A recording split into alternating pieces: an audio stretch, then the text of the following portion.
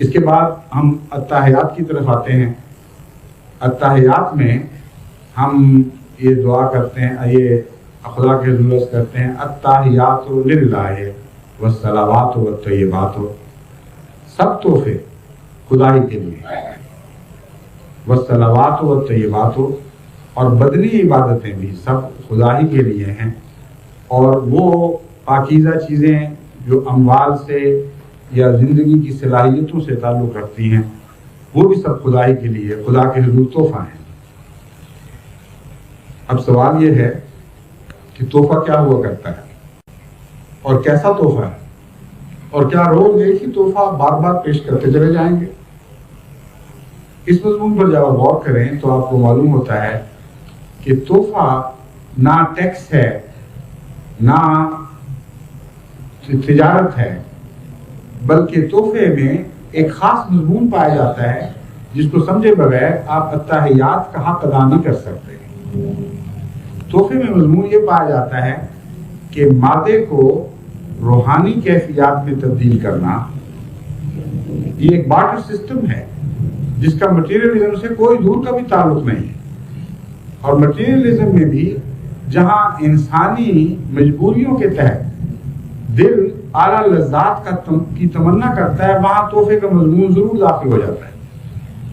بس dialectical materialism ہو یا اور مٹیریلسٹ فلسفی ہو، جیسا کہ مغربی کیپٹلزم کی فلسفی بھی مٹیریلسٹ ہے، ان میں تحفے کا مضمون سجتا نہیں ہے اور ایک بے تعلق سی چیز ہے. اگر انسانی فطرت کی مجبوری نہ ہوتی تو ان دونوں نظاموں سے تحفے کا تصور مٹ جانا چاہیے تھا. کیونکہ تحفہ یہ ہے کہ میٹر جو ایک ٹھوس چیز ہے وہ دے کر اس کے بدلے ایک ایسی کیفیت حاصل کریں جس کا کوئی وجود نہیں ہے، جو آپ کے دل کے تصور سے، دل کے حالات سے تعلق رکھنے والی کیفیت ہے، جو آپ کے تصورات کی دنیا سے تعلق رکھنے والی کیفیت ہے. اور اگر کامل عقل کے ساتھ، اگر مارکس کی عقل کے ساتھ آپ اس سودے کا معائنہ کریں گے تو آپ کہیں گے پاگل پن ہے، جنون ہے، حد سے زیادہ بے وقوفی ہے. یہ دوست سے محبت ہے، اس کے وجود کو حاصل کرو، اس سے جو کچھ لے سکتے ہو لو، لیکن اس کو کچھ دینے کی کیا ضرورت ہے؟ اور ایسے دوست کو جس سے ظاہری طور پر کچھ ملنے کی بھی توقعات نہ ہو، اس کے اوپر اپنے مال نشاور کرنا، اپنی زندگی کی محنتیں قربان کرنا نہایت درجے کی بے وقوفی ہے. ملتا کیا ہے اس کے بدلے؟ اس کے بدلے محبت ملتی ہے، جو ایک ایسی کیفیت ہے جس کو کوئی انسان انگلی لگا کر دکھا نہیں سکتا کہ یہ محبت ہے.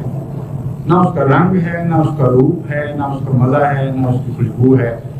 ایک کیفیت ہے، اس کے سوا اس کی کوئی بھی حقیقت نہیں. بس مادی کے حالت کو روحانی حالت میں تبدیل کرنے کا نام تحفہ ہے، جو کسی اور ٹرانزیکشن میں، کسی اور تبادلے میں نہیں ملتا.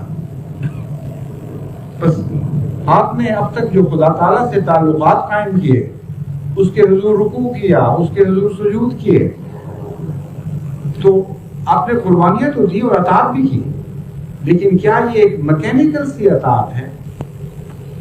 ایسی اطاعت ہے جیسے کسی بادشاہ کی عظمت کو قبول کر کے اس کے خوف سے اطاعت کی جاتی ہے. خوف اطاعت کے لیے لازم ہے لیکن کافی نہیں. حقیقی اطاعت محبت کی اطاعت ہوا کرتی ہے. اور جب آپ سبحان ربی سبحان ربی کہتے ہیں تو یہاں محبت کے تعلق کا اقرار کر لیا گیا ہے، ورنہ میرا رب نہیں کہہ سکتے. دنیا کا رب ہے، ٹھیک ہے، کائنات کا رب ہے اور جابر ہے اور طاقتور ہے، اس کے سامنے جھکنا ضروری ہو گیا، عقل نے سمجھا دیا، یہ بھی ٹھیک ہے. لیکن میرے رب کے مضمون میں ایک پیار کا مضمون داخل ہو گیا. بس اس کے بعد کچھ تحفے اور تحائف کا سلسلہ بھی تو جاری ہونا چاہیے. چنانچہ انسان رب کو اپنا بنا کر پھر بڑی عاجزی سے یہ اس کے حضور عرض کرتا ہے سبحان التحیات للہ، سب تحائف اللہ کے لیے ہے. والصلوات والطیبات، اور تحائف کیا ہیں؟ بدنی قربانیاں، والصلوات اور مالی قربانیاں. یہ مضمون ان دو لفظوں سے بیان تو نہیں ہوتا، لیکن مجبوراً وقت کی رعایت کے مطابق میں نے خلاصتاً یہ کہہ دیا ہے. بدنی قربانیاں محبوب کے لیے انسان دیکھیں کتنی کرتا ہے، اس کی خاطر انسان ہر تکلیف اٹھانے کی کوشش کرتا ہے، یہاں تک کہ محبت کے ادنا درجے میں بھی یہ کیفیتیں روز ہمارے مشاہدے میں آتی ہیں۔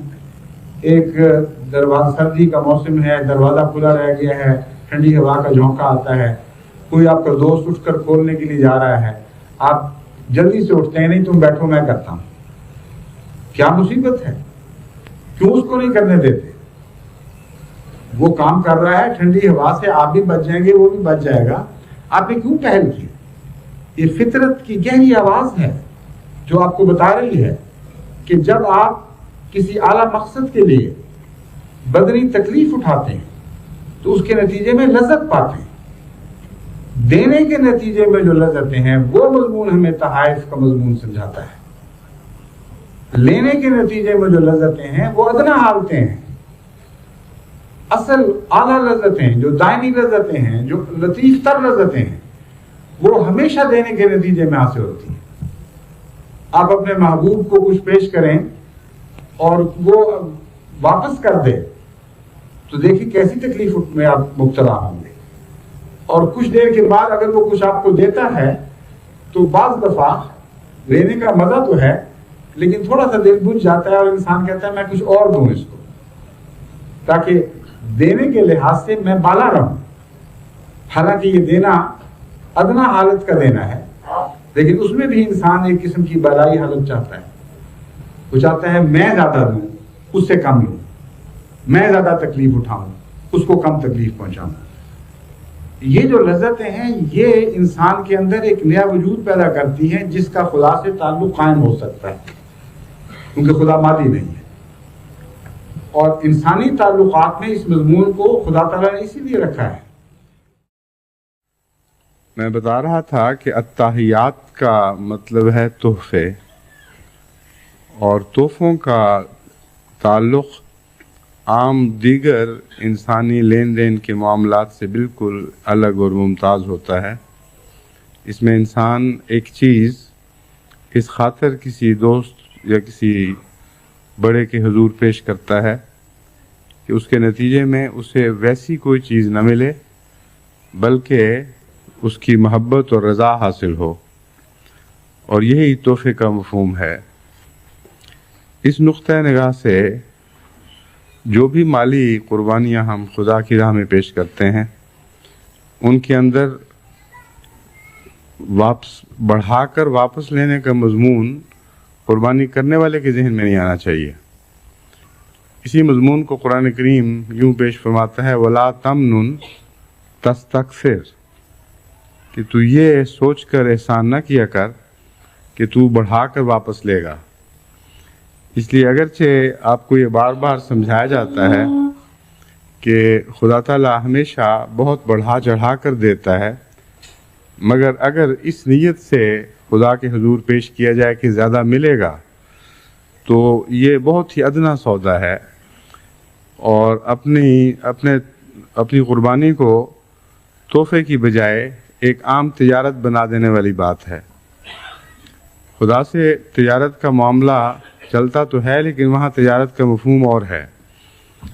بس تحفے کے لفظ نے، التحیات نے ہمیں بتا دیا کہ در حقیقت جو کچھ تم خدا کے حضور پیش کرتے ہو اس نیت سے پیش کیا کرو کہ اس کے بدلے جزا ملے، اور جزا رضا کی جزا ہو، نہ کہ دنیاوی جزا۔ اس نیت سے تحفے کے مضمون سمجھنے کے بعد ہماری تمام قربانیوں پر ایک غیر معمولی اثر پڑے گا۔ چنانچہ قرآن نواز نے ہمیں صرف مالی قربانیوں سے متعلق یہ نہیں سمجھایا بلکہ بدنی قربانیوں سے متعلق بھی یہی سمجھایا ہے۔ فرمایا التحیات للہ والصلوات والطیبات۔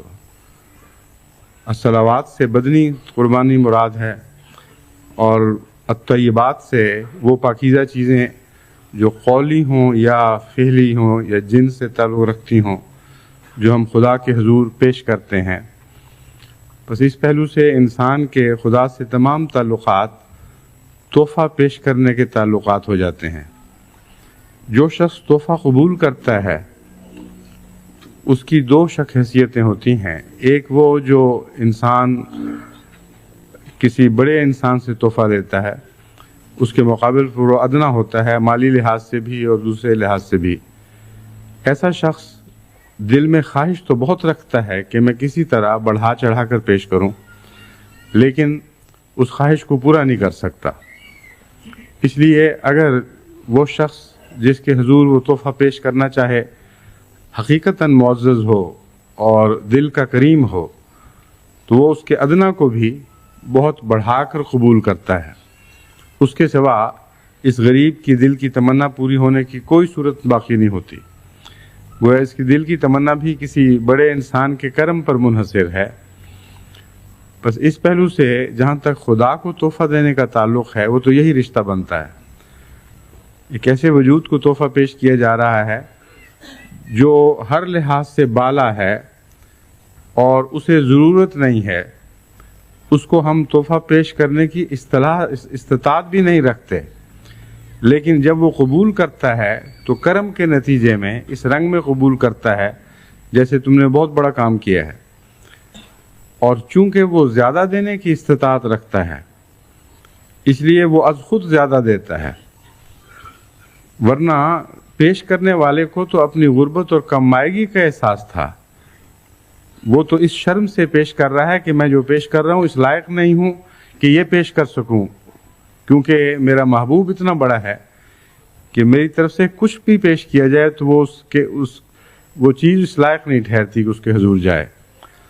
بس اس کے بعد اس کے دماغ میں یہ خیال آنا کہ جتنا میں دوں گا اس سے مجھے بڑھا کر وہ دے دے گا، کتنی کمینی بات ہوگی، کتنی گھٹیا بات ہو جائے گی، اور تحفے کے مزاج بگاڑنے والی بات ہوگی. بس خدا تعالیٰ سے تعلقات کے وقت یہ سودا میں پیش نظر نہ رکھا کریں کہ ابھی میں نے دیا اور کل مجھے زیادہ مل جائے گا، بلکہ یہ خیال کیا کریں کہ جو دینا چاہیے خدا کی راہ میں اس کی استطاعت نہیں رکھتے، اور تحفہ پیش کرنے کو دل چاہتا ہے، اور تحفے کے مقابل پر اگر کوئی واپسی کی بات کرے تو اس سے بھی انسان شرم سے کٹ جاتا ہے. تو اس نیت سے خدا کے حضور پیش کرنا چاہیے کہ میں دے رہا ہوں اور شرم کے ساتھ دے رہا ہوں کہ جتنی توفیق ہے اس کے مطابق دے رہا ہوں، ورنہ حق یہ تھا کہ اس سے بہت زیادہ دیا جاتا. اور اس کے بعد اللہ تعالیٰ اسے قبول کر لے اور دنیا میں فوراً واپس نہ کرے، تو یہ دماغ میں خیال پیدا ہو جانا کہ لوگ تو کہتے ہیں کہ جی چندے میں بڑی برکت پڑتی ہے، ہمیں تو کچھ بھی فائدہ نہیں ہوا، بہت ہی گھٹیا اور کمینی بات ہوگی اور یہ تحفہ نہیں رہے گا. اور چونکہ تحفہ نہیں رہے گا اس لیے قبول بھی نہیں ہوگا، کیونکہ اتحیات نے ہمیں بتایا ہے کہ تحفے ہی ہیں جو قبول ہوں گے، باقی چیزیں نہیں ہوں گی. اگر تحفہ پیش کرتے ہو تو منظور ہے، تحفہ نہیں تو پھر تم اپنے کام سے کام رکھو، خدا اپنے کام سے کام رکھتا ہے تمہارے ساتھ. ان قربانیوں کے نتیجے میں خدا سے تعلق قائم نہیں ہوگا. دوسری بات اتحیات ہمیں یہ سکھاتی ہے کہ روزانہ ہم خدا کے حضور 5 وقت جاتے ہیں اور کہتے ہیں اتحیات للہ والصلوات والطیبات. تو کوئی پہلے تحفے تو دوبارہ نہیں دیا کرتا. آخر ہم 5 وقت جو 5 وقت کی نماز کی ہر رکعت میں ہر نماز میں بعض دفعہ ایک سے زیادہ دفعہ جب خدا کے حضور یہی بات پیش کرتے ہیں اتحیات للہ والصلوات والطیبات، تو اس کا یہ مطلب تو بہرحال نہیں ہو سکتا کہ ہم نے ایک دفعہ جو نیکیاں کر دیں، ایک دفعہ جو قربانیاں خدا کے حضور پیش کیں، وہی بار بار اسی کو تحفہ بنا بنا کر دے رہے ہیں. کیونکہ دنیاوی تعلقات میں تو انسان ایسا نہیں کرتا، اگر ایسا کرے تو بہت ہی پاگل اور احمق دکھائی دے گا. بس نماز 5 وقت یہ پیغام دیتی ہے کہ 2 نمازوں کے درمیان تم نے کوئی نیکی کی ہے یا نہیں. اگر 2 نمازوں کے درمیان کوئی اچھا قول بھی تم نے کہا ہے، نیک قول، تو حضرت صلی اللہ علیہ وآلہ وسلم کے ارشاد کے مطابق اور قرآن کے ارشاد کے مطابق وہ بھی ایک ہدیہ، ایک تحفہ ہے، ایک اچھا نیک عمل ہے. خواہ قول ہی اچھا ہو وہ بھی نیک اعمال میں شمار ہو جاتا ہے. بس اگر اس عرصے میں کوئی اور نیک عمل کرنے کی توفیق نہیں ملی تو ذکر الہی کی توفیق ملی ہوگی، کسی کو نیک نصیحت کرنے کی توفیق ملی ہوگی، غیر کو نہیں اپنی بیوی کو، اپنے بچوں کو، اپنے ساتھیوں کو کوئی اچھی بات کہنے کی توفیق ملی ہوگی۔ اس تمام عرصے میں جو دو نمازوں کے درمیان آپ پر گزرتا ہے، کچھ نہ کچھ تحفہ آپ نے ضرور بنانا ہے، اور وہی تحفہ ہے جو خدا کے حضور پیش کیا جائے گا۔ پس اگر اس پہلو سے سوچتے ہوئے جب نماز میں آپ التحیات للہ والصلوات والطیبات کہتے ہیں تو بسا اوقات دل کانپ جائے گا کہ ہم خالی ہاتھ آئے ہیں اور بات یہ کر رہے ہیں کہ اے خدا ہم تیرے حضور تحفہ پیش کرنا چاہتے ہیں، اور تحفے بھی ایسے ہیں جو جمع کی صورت میں تحائف پیش کر رہے ہیں، والصلوات نیک اعمال کے ذریعے، بدنی قربانیوں کے ذریعے بھی، والطیبات اور اچھی چیزیں پیش کر کے بھی۔ پس اس مضمون کو سمجھنے کے بعد التحیات کا پیغام بہت ہی وسیع ہو جاتا ہے اور زندگی کے ہر دائرے پر حاوی ہو جاتا ہے، روزمرہ کی نمازوں میں نیکیاں بھرنے کی طرف ہمیں متوجہ کرتا ہے، اور یہ بتاتا ہے کہ اللہ کے حضور وہی نیکیاں قبول ہوں گی جو تحائف کا رنگ رکھتی ہوں گی، اس کے بغیر نہیں۔ چنانچہ لن تنالوا البر حتی تنفقوا مما تحبون میں یہی پیغام ہے دراصل جو دیا گیا ہے کہ نیکی کی تعریف ہی تم نہیں سمجھتے اگر تمہیں یہ پتہ نہ ہو کہ جو کچھ خدا کے حضور پیش کرتے ہو وہ کرو جو سب سے اعلیٰ ہو۔ اگر سب سے اچھا پیش کرنے کا تمہیں مزاج نہیں ہے، اگر تمہیں یہ بات سمجھ ہی نہیں آتی کہ خدا کے حضور سب سے اچھا پیش کرنا چاہیے، تو تمہیں نیکی کی تعریف کا علم نہیں۔ بس نیکی کی تعریف اور تحفے کی تعریف ایک ہی ہو گئی، کیونکہ تحفے میں بھی انسان اچھی چیز چن کے پیش کیا کرتا ہے، ٹیکس میں بری چیز چن کے پیش کیا کرتا ہے۔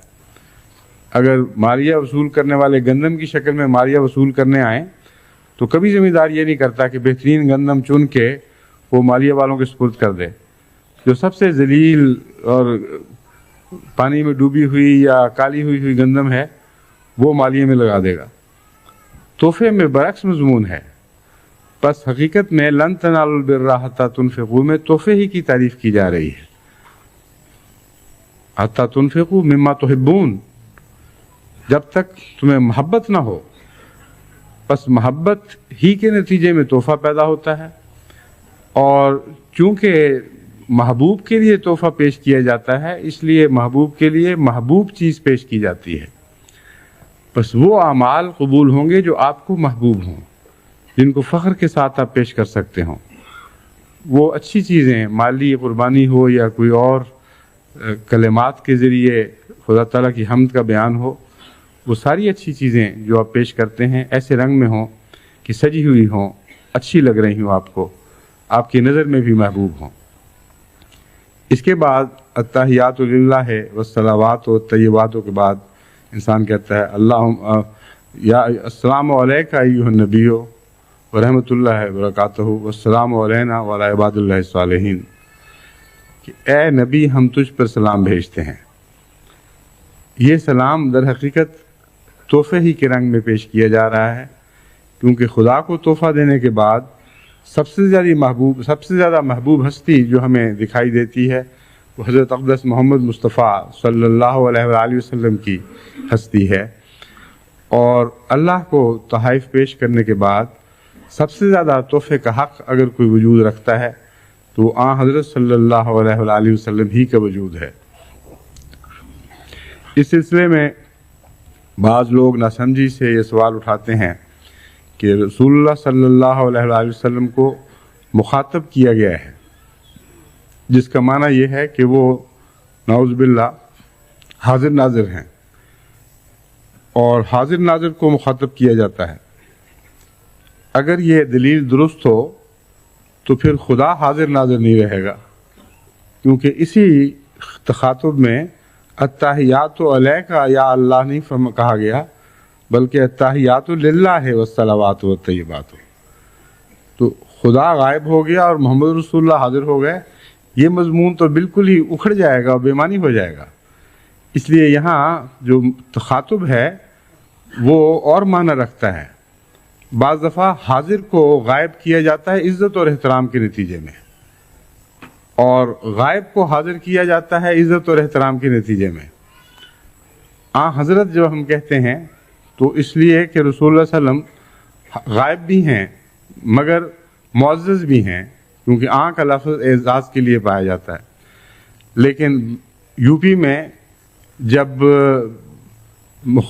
خطاب کرتے ہیں تو بعض دفعہ حاضر کو غائب کے طور پر خطاب کرتے ہیں، یہ بتانے کے لیے کہ ہم آپ کی بہت عزت کرتے ہیں۔ اور بعض دفعہ غائب کو مخاطب کر دیا جاتا ہے عزت کی خاطر، چنانچہ ہم کہتے ہیں کہ آپ نے یہ فرمایا، رسول اللہ صلی اللہ علیہ وسلم کو آپ کہہ رہے ہیں حالانکہ آپ غائب ہیں۔ تو یہ جو طرز تخاطب ہے یہ اسی معنی میں ہے کہ حضرت صلی اللہ علیہ وآلہ وسلم کو عزت اور احترام کی خاطر آپ کہا جا رہا ہے حالانکہ آپ غائب ہیں، اور خدا حاضر ہے لیکن اس سے عزت اور احترام کی خاطر غائب کیا جا رہا ہے۔ اور یہ محاورہ کلام کا دنیا کے ہر کلام میں ملتا ہے، بس خدا کے ساتھ اس کے عظمت و شان کے پیش نظر حاضر ہوتے ہوئے بھی غائب کا خطاب ہے۔ اور حضرت صلی اللہ علیہ وآلہ وسلم کا دوسرے مرتبہ پر خدا کے مرتبے کے بعد ذکر ہے، لیکن غائب ہوتے ہوئے بھی مخاطب کا خطاب ہے۔ تو اس سے زیادہ اس کے اور کوئی معنی نہیں ہے۔ نعوذ باللہ یہ مطلب نہیں ہے کہ جب ہم سلام بھیجتے ہیں تو جیسے کہ بعض مسلمان یقین کرتے ہیں حضرت صلی اللہ علیہ وسلم ہمارے سامنے آ کھڑے ہوتے ہیں، وہ ہر نماز پڑھنے والے کی نماز کے سامنے اس موقع پر وہ سامنے آ کھڑے ہوں گے۔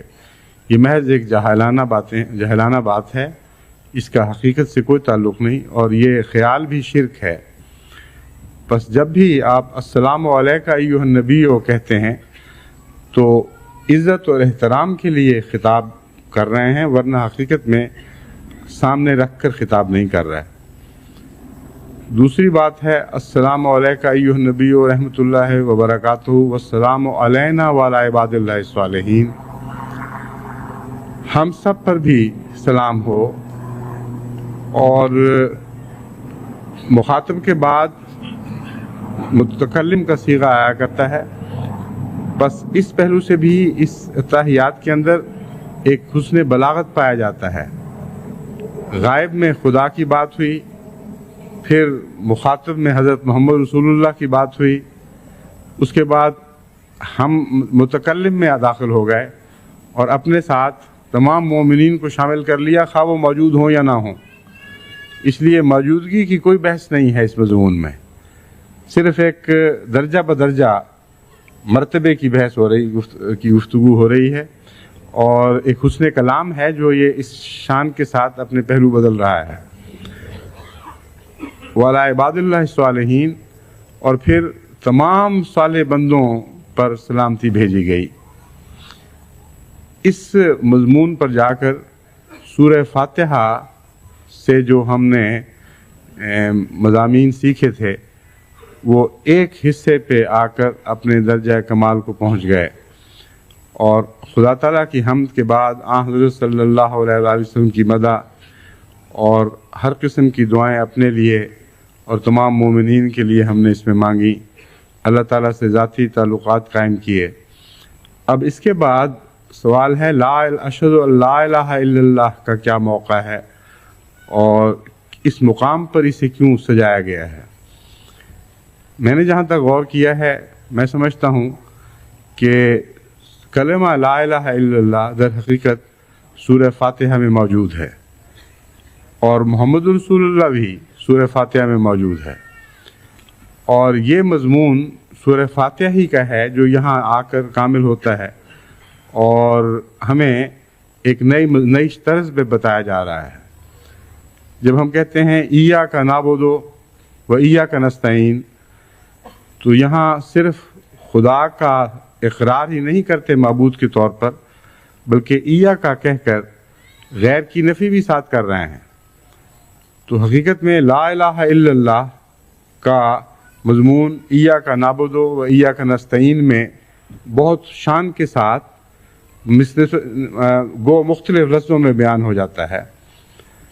اس کے بعد جب ہم انعمتا علیہم کے مضمون میں داخل ہوتے ہیں تو سب سے بڑا نبی جس پر سب سے زیادہ انعاموں کی بارش کی گئی وہ حضرت محمد مصطفیٰ صلی اللہ علیہ وآلہ وسلم ہی تھے۔ اسی لیے نماز میں جب ہم یہ دعا مانگتے ہیں کہ ان لوگوں کے رستوں پر چلا جن پر تو نے انعام فرمایا، تو سب سے زیادہ واضح طور پر جو نبی انسان کے ذہن پہ چھا جاتا ہے وہ حضرت اقدس محمد مصطفیٰ صلی اللہ علیہ وآلہ وسلم ہیں۔ آپ ہی ہیں جو ذہن پر چھاتے ہیں، آپ ہی ہیں جو دل میں سما جاتے ہیں، اور حقیقت میں آپ کے نام کے ساتھ باقی سب نبیوں کا نام شامل ہو جاتا ہے۔ بس انعام یافتہ لوگوں میں سب سے اہم ذکر حضرت محمد مصطفیٰ صلی اللہ علیہ وآلہ وسلم کا ہے، اور اسی کا دوسرے لفظوں میں بیان یوں ہوا، لا الہ الا اللہ محمد رسول اللہ۔ تو نماز نے چونکہ درجہ بدرجہ ہماری تربیت کی اور سورہ فاتحہ کا مضمون ہم پر مزید کھلتا چلا گیا، اس مضمون کا معراج یہ کلمہ ہے، اشہد ان لا الہ الا اللہ وحدہ لا شریک لہ واشہد ان محمدًا عبدہ ورسولہ۔ لیکن یہاں یہ کلمہ تجربے کے بعد بیان ہوا ہے، نظریاتی طور پر نہیں۔ سورہ فاتحہ نے ہمیں خدا سے تعلقات کے ایسے تجارب سے گزارا ہے، اور آن حضرت صلی اللہ علیہ وآلہ وسلم کا مقام ہم پر اس طرح ظاہر فرما دیا کہ تحفہ دیتے وقت سب سے پہلے خدا کی ذات کا تصور ذہن میں آیا، اور اس کے مان بعد حضرت محمد رسول اللہ کا تصور ذہن میں آیا۔ بس اسی مضمون نے ہمیں یاد کرایا کہ لا الہ الا اللہ محمد رسول اللہ دو ہی چیزیں ہیں حقیقت پہ، باقی سب افسانے ہیں۔ محمد رسول اللہ، اللہ کی ذات اور محمد رسول اللہ، اور باقی وہ ہیں جو ان کے ساتھ جڑے ہوئے ہیں اور ان کے ساتھ تعلق کی بنا پر ان کا وجود بنتا ہے۔ یہاں تک سورہ فاتحہ کا سفر حاضر اور مستقبل کا سفر تھا۔ اس میں مخاطب ہوا جا رہا ہے، حاضر کے طور پر دعائیں مانگی جا رہی ہیں، حاضر یا مستقبل کے طور پر۔ اب سورہ فاتحہ آپ کو دوسرے زمانوں کا نماز دوسرے زمانوں کا سفر بھی کرائے گی، اور پہلوں کی یادیں بھی آپ کے لیے لے کر آئے گی۔ چنانچہ آپ دیکھیں شروع سے آخر تک جب تک ہم کلمہ لا الہ الا اللہ نہیں پڑھتے، یہ شہادت نہیں دیتے، اس وقت تک ہماری دعائیں ساری حاضر اور مستقبل سے تعلق رکھنے والی دعائیں ہیں۔ ان معنوں میں آن حضرت صلی اللہ علیہ وآلہ وسلم پر دعا بھیجتے وقت بھی آپ کو ماضی کے وجود کے طور پر مخاطب نہیں کیا گیا، بلکہ ایک حاضر وجود کے طور پر مخاطب کیا گیا ہے۔ اور اس کا ایک معنی یہ بھی ہے کہ آپ کا زمانہ زندہ ہے، آپ ایک ایسے زندہ نبی ہیں جو زمانی لحاظ سے ماضی میں نہیں رہے، بلکہ حال کے بھی نبی ہیں اور مستقبل کے بھی نبی ہیں۔ اس لیے اس اب تک کا جو مضمون تھا وہ چونکہ حاضر اور مستقبل کے زمانے سے تعلق رکھتا تھا، اس لیے آپ کا ذکر ان لوگوں میں کیا گیا۔ اب ماضی کی طرف بھی سورہ نماز ہمیں لے کے جاتی ہے، چنانچہ اس کے مان بعد ہم جب درود بھیجتے ہیں تو کما صلیت علی ابراہیم وعلی آل ابراہیم انک حمید مجید کہہ کر ماضی کے نیک لوگوں کے لیے بھی دعائیں مانگتے ہیں۔ چنانچہ آن حضرت صلی اللہ علیہ وآلہ وسلم کے بعد سب سے زیادہ جس کا حق ہے کہ اس پر سلام بھیجا جائے وہ حضرت ابراہیم علیہ السلام ہیں۔ ابراہیم علیہ السلام ابو الانبیاء بھی کہلاتے ہیں۔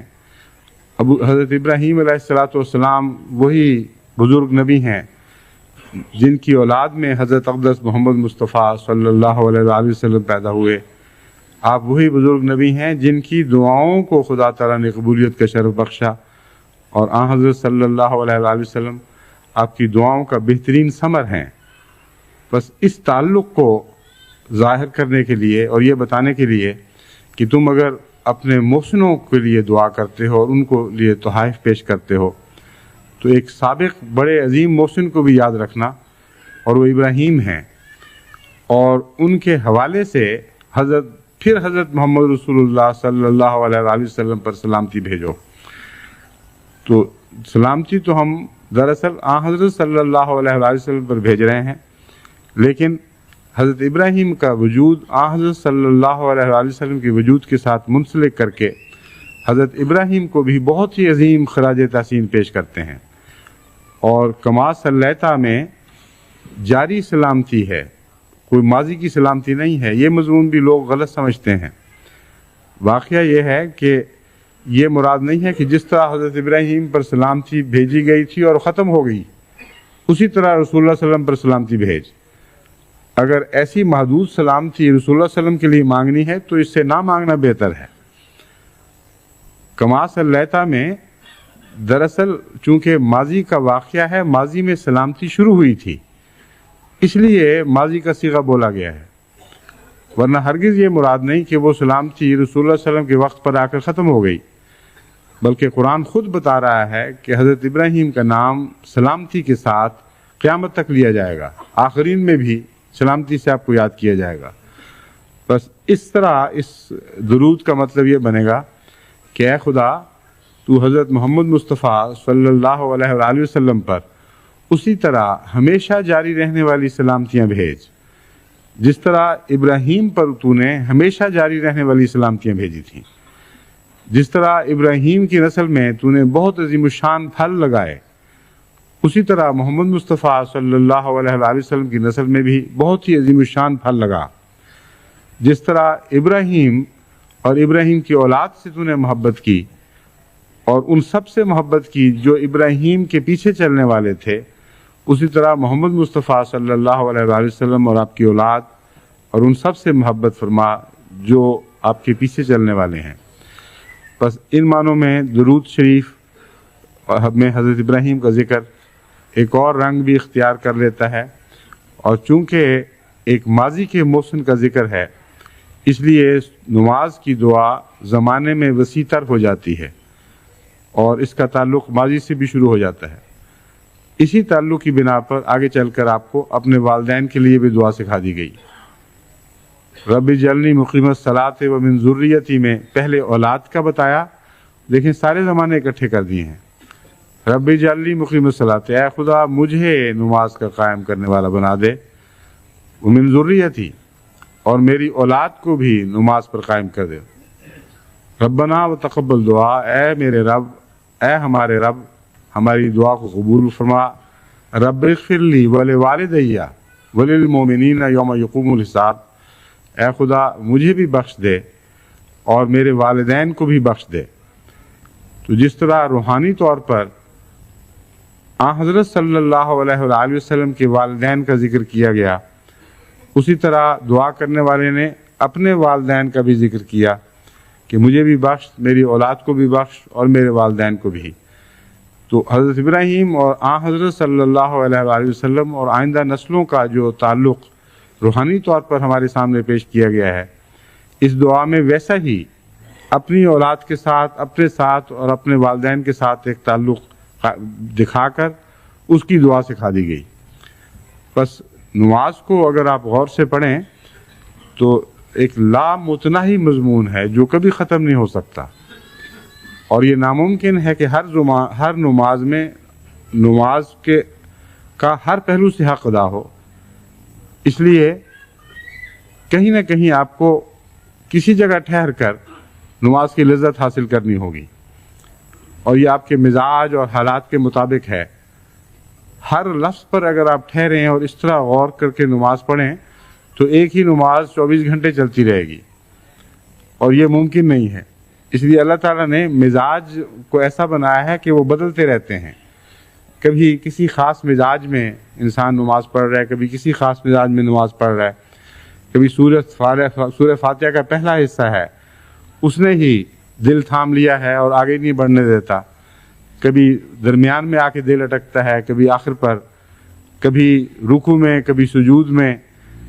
گویا کہ مختلف حالات میں مختلف انسان اپنے مزاج کے مطابق مختلف رنگ میں نماز سے لذت پانے کی صلاحیت رکھتے ہیں۔ اس لیے جو شخص متلاشی ہوگا، جب اس کو اپنے مزاج کی چیز کہیں ملے گی وہیں ٹھہر جائے گا اور وہاں وہ زیادہ لطف اٹھائے گا۔ اور اس طرح کوئی نماز بھی انسان کی ایسی نہیں جو لذتوں اور پھلوں سے خالی رہ جائے.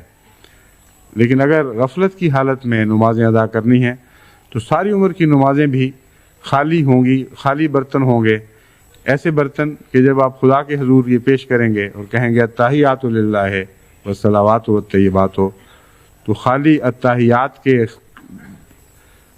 کھوکھلے برتن ہوں گے جن میں نہ الصلوات ہوں گی نہ طیبات ہوں گی. یہ ایک تمسخر ہے، اپنے ساتھ بھی دھوکہ ہے اور خدا سے بھی دھوکہ کرنے کی کوشش ہے. اللہ تعالی ہمیں ایسا بنائے کہ ہماری عبادات کو اپنے ذکر سے بھر دے، اور ایسے ذکر سے بھر دے کہ جس سے ہماری زندگیاں اللہ تعالیٰ کے ذکر سے ہمیشہ معطر رہیں، ہمارے وجود خدا کی ذات سے لذت پانے والے ہوں، جیسا کہ حضرت مسیح موعود علیہ السلام نے فرمایا، اور خدا کی ذات کے رنگ اور اس کی صفات ہماری ذات میں جاری ہونے والی ہوں. یہ وہ نماز ہے جو بالآخر انسان کو خدا نما بنا دیتی ہے. یہ وہ نماز ہے جس کے بعد انسان جتنی دفعہ بھی نماز میں جاتا ہے ہر دفعہ کوئی نیا موتی لے کر نکلتا ہے، نیا گوہر لے کے واپس لوٹتا ہے. کبھی خالی ہاتھ ایسی نمازوں سے انسان واپس نہیں لوٹا. اور جتنا ترقی کرتا ہے اتنا ہی خدا کے رنگ اس پر پہلے سے بڑھ کر چڑھتے چلے جاتے ہیں، اتنا ہی زیادہ اس میں انکسار پیدا ہوتا چلا جاتا ہے، اتنا ہی زیادہ وہ رکوع اور سجود کا اہل ہوتا چلا جاتا ہے، اور تکبر کی بجائے اس میں انکساری بڑھنے لگتی ہے. خدا کرے کہ ہمیں ایسی ہی نمازیں نصیب ہوں، ہمارے بڑوں کو بھی اور چھوٹوں کو بھی، موجودہ نسلوں کو بھی اور آئندہ نسلوں کو بھی.